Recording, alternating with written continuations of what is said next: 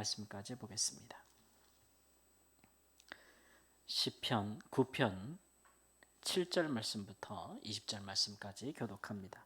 7절 말씀. 여호와께서 영원히 앉으시며 심판을 위하여 보좌를 준비하셨도다. 공의로 세계를 심판하시며 정직으로 만민에게 판결을 내리시리로다. 여호와는 압제를 당하는 자의 요새시요 환난 때의 요새시로다. 여호와여, 주의 이름을 아는 자는 주를 의지하오리니 이는 주를 찾는 자들을 버리지 아니하심이니이다. 너희는 시온에 계신 여호와를 찬송하며 그의 행사를 백성 중에 선포할지어다. 피 흘림을 신문하시는 이가 그들을 기억하시며 가난한 자의 부르짖음을 잊지 아니하시도다. 여호와여, 내게 은혜를 베푸소서. 나를 사망의 문에서 일으키시는 주여, 나를 미워하는 자에게서 받는 나의 고통을 보소서.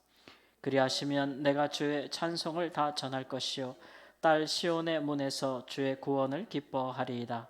이방 나라들은 자기가 판 웅덩이에 빠짐이며 자기가 숨긴 그물에 자기 발이 걸렸도다. 여호와께서 자기를 알게 하사 심판을 행하셨으며 악인은 자기가 손으로 행한 일에 스스로 얽혔도다. 악인들이 수올로 돌아가며 하나님을 잊어버린 모든 이방 나라들이 그리하리로다. 궁핍한 자가 항상 잊어버림을 당하지 아니하며 가난한 자들이 영원히 실망하지 아니하리로다. 여호와여, 일어나서 인생으로 승리를 얻지 못하게 하시며 이방 나라들이 주 앞에서 심판을 받게 하소서. 여호와여, 그들을 두렵게 하시며 이방 나라들이 자기는 인생뿐인 줄 알게 하소서. 아멘. 오늘 말씀도 여전히 다윗이 하나님의 법정으로 하나님을 소환하는 모셔오는 일들. 그래서 하나님께서 인생에서 악인과 혹은 나라로 보면 이방 나라들을 하나님께서 심판해 달라고 요청하는 기도입니다. 하나님께서 왜 다윗이 아닌 다른 이 악인들을 심판해야 하며 또 하나님께서 이스라엘이 아닌 시온이 아닌 왜 이방 나라를 심판하셔야 되겠는가? 하나님께서 긍휼히 여겨달라고 기도할 수도 있는 거잖아요. 불쌍히 여겨달라고 기도할 수도 있는 거잖아요.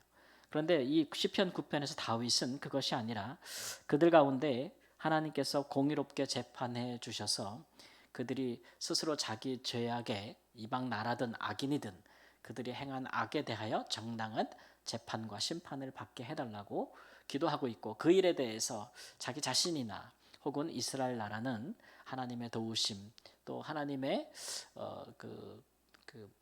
함께 하심 또 하나님의 돌보심을 얻게 해달라고 이렇게 이야기를 하고 있는 거죠. 그래서 쉽게 말하면 다윗과 혹은 이방 나라의 다른 통치자들 혹은 이스라엘과 이방 나라들이 온 나라의 재판장이신 하나님의 법정에 섰을 때 이제 이스라엘과 다윗이 승소를 하게 해달라고 하나님께 기도하는 장면이라고 할 수가 있겠습니다. 그러면 다윗은 어떻게 이렇게 따뜻하게 이스라엘과 자신의 하나님 앞에서 의롭다 하시는 판단을 받기를 원했는가? 또 어떻게 다른 나라 통치자들과 이방 나라는 반드시 심판받아야 된다고 그렇게 담대하게 이렇게까지 얘기할 수 있을까 하는 점이 궁금하지 않습니까? 두 가지 정도로 시편에 나타나고 있는데, 첫째는 그들은 하나님을 잊어버렸다고 이야기하는 것이고 우리는 여전히 하나님을 기억하고 있다는 것입니다. 그리고 우리는 하나님을 의지하고 있다. 우리는 하나님을 알고 있다. 그리고 우리는 하나님을 의지하고 있다. 그리고 우리는 하나님을 찾는 자들이다. 이렇게 이야기를 하고 있어요. 그러니까 하나님께서 우리 편을 들어주셔야 되지 않겠느냐 이런 얘기죠. 그러니까 의로우신 재판장이신 하나님을 알고 하나님을 의지하고 하나님을 찾는다는 얘기는 바로 의를 추구하고 있다는 겁니다. 공의와 정의를 추구하고 있다. 우리가 그렇다는 얘기죠.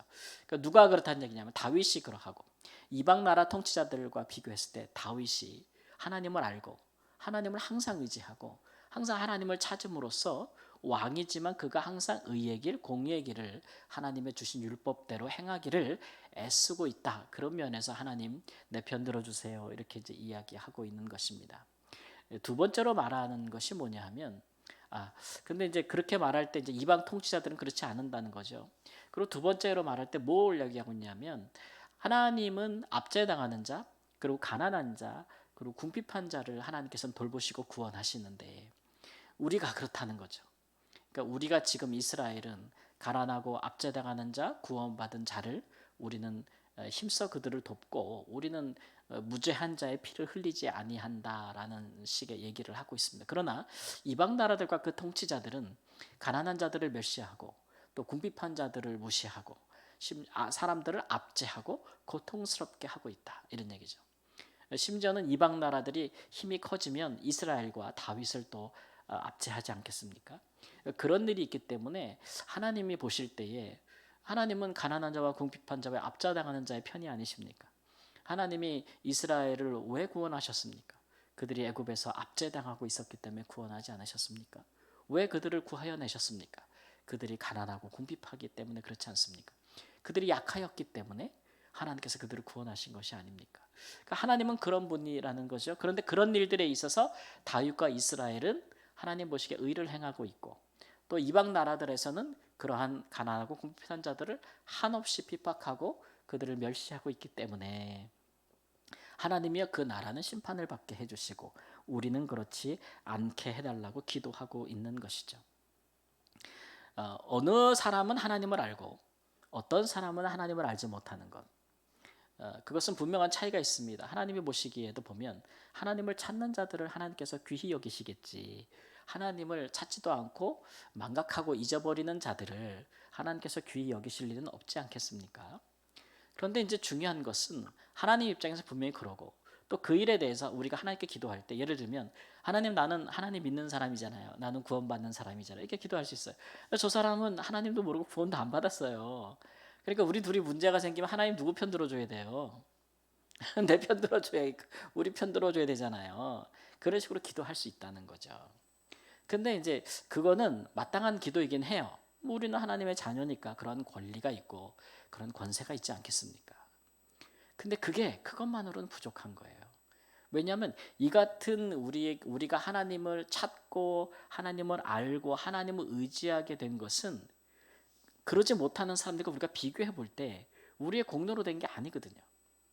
그러니까 우리가 문제가 생겼을 때 그런 부분에 대해서 하나님, 나 먼저 생각해 주세요 라고 기도할 수는 있어요.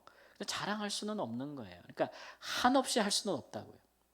나는 믿고 너는 안 믿으니 너는 저주요 나는 축복이다 라고만 우리가 주장할 수 있게 하기에는 하나님 앞에 굉장히 좀 그게 대차게 할 수는 없다는 얘기죠. 왜냐하면 우리가 하나님의 자녀가 된 것도 하나님을 알게 된 것도 그들보다 내가 더 의롭게 살았기 때문이 아닌 거고, 내가 그들보다 먼저 하나님을 찾았기 때문도 아닌 거라는 거죠. 그 부분에 우리 역할이 없는 거예요. 그러니까 하나님이 먼저 찾아오시고, 그래서 그러면 저 사람이 아니라 왜 내가 먼저 택함을 받았는가? 저 사람이 아니라 내가 왜 먼저 하나님을 알게 되었는가? 그렇게 얘기할 때 물어본다면 하나님 뭐라고 하신다 그랬어요?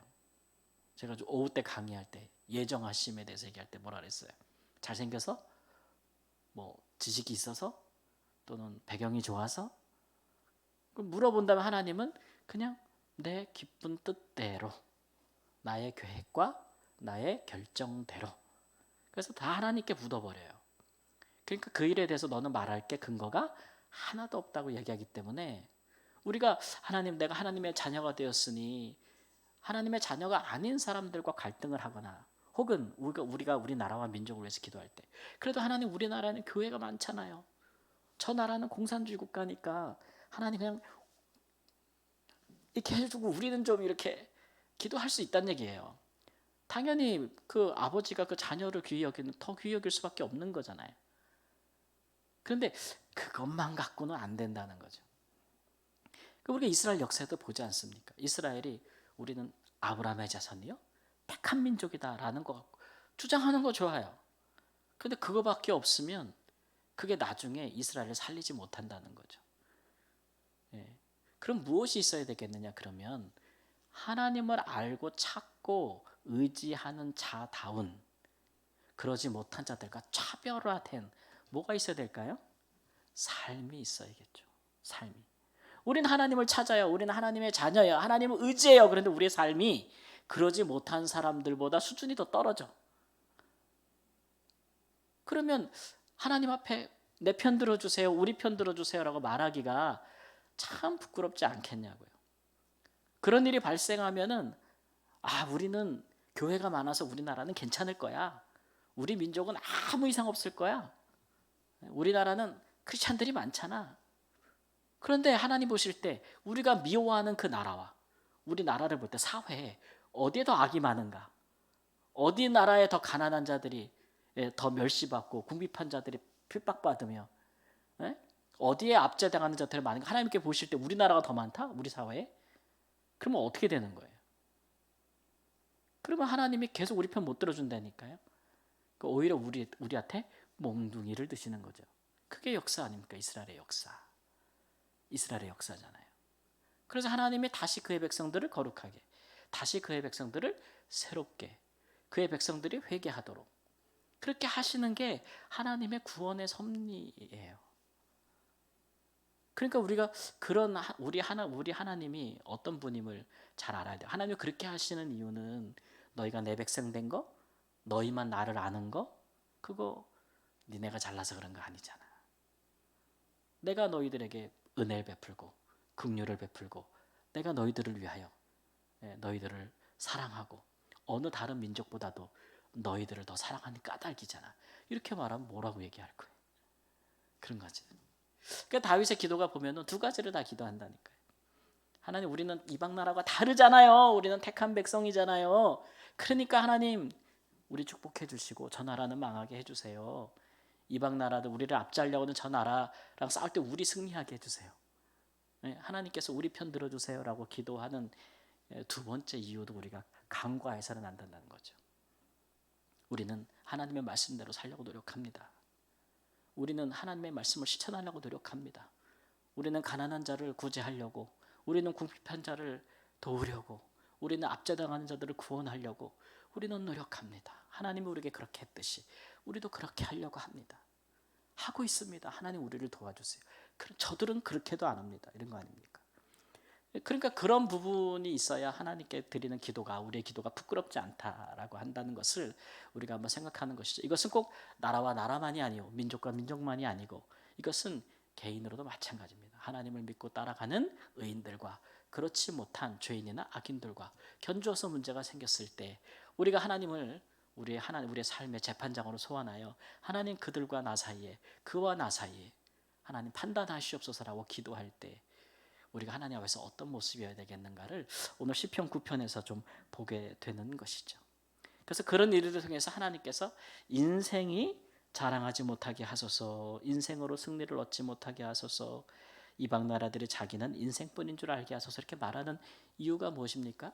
그 두 가지를 통해서 결국은 하나님께서 영광을 받아달라는 것이고 하나님의 재판이 공의롭고 판단이 정의롭다는 것을 드러내셔서 우리 인생은 그런 하나님의 의로운 재판장이신 하나님 앞에서 우리가 인생이 헛된 것, 잘못된 것으로 스스로 높아질 수 없다는 것을 깨닫게 해달라는 것이죠. 이것은 하나님의 백성이나 그렇지 않은 자들에게 동일한 것입니다.